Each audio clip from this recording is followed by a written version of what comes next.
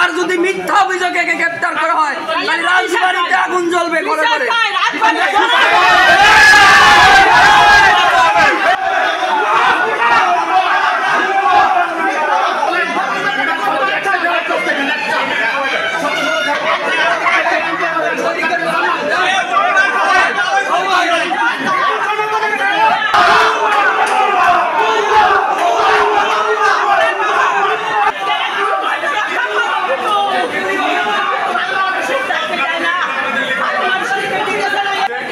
আসলে কি আপনারা সাংবাদিকরা জানেন এই ঘটনা রাজবাড়িতে ঘটছে কিনা?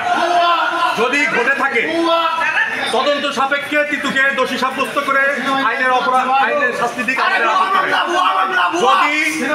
যদি আপনাদের দৃষ্টিভঙ্গিতে আপনাদের মেসেজে এই ধরনের ঘটনা রাজবাড়িতে না ঘটে থাকে তাহলে কেন এই বানোয়াট এই কাল্পনিক চরিত্র কাল্পনিক মিথ্যা অভিযোগ দিয়ে একজন সাধারণ নাগরিক একজন সাধারণ ঘরের পরিবারের সন্তান তার দলীয় কোনো পোস্ট পদবি নাই,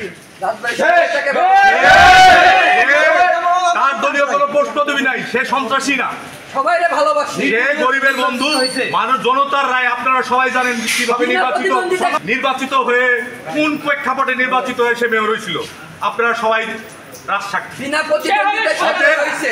কোনো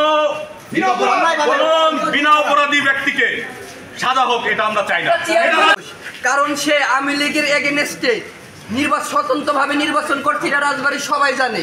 এবং সে বিনা প্রতিদ্বন্দ্বিতায় সে বিপুল ভোটে জয় হয়েছে মানুষের ভালোবাসায়। একজন চেয়ারম্যান মেম্বারও তো একটা সরকারি দলীয় থাকে নাকি? আমার কথা কি ভুল আছে? সুতরাং কিনও ছিল, কারণ যে সরকার গভর্নমেন্ট ক্ষমতায় থাকে একটা চেয়ারম্যান মেয়র তার আন্ডারে থাকে।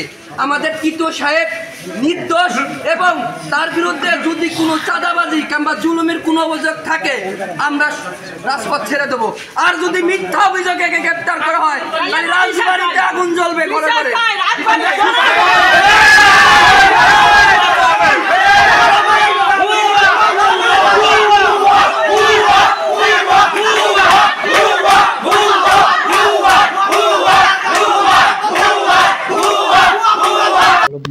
টিটুকে মামলায় গ্রেপ্তার দেখিয়ে পুলিশ কর্তৃপক্ষ কোর্টে প্রেরণ করেছিলেন।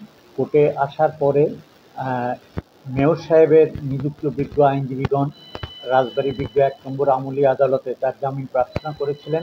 জামিন শুনানি হয়, উভয় পক্ষের শুনানি অন্তে বিজ্ঞ আমলি আদালত এই মেয়র সাহেবের জামিন নামঞ্জুর করে জেলা কারাগারে প্রেরণের নির্দেশ দিয়েছেন। এখন মামলা তদন্তাধীন। এই অবস্থায় বিজ্ঞ আদালত জামিন নামঞ্জুরি আদেশ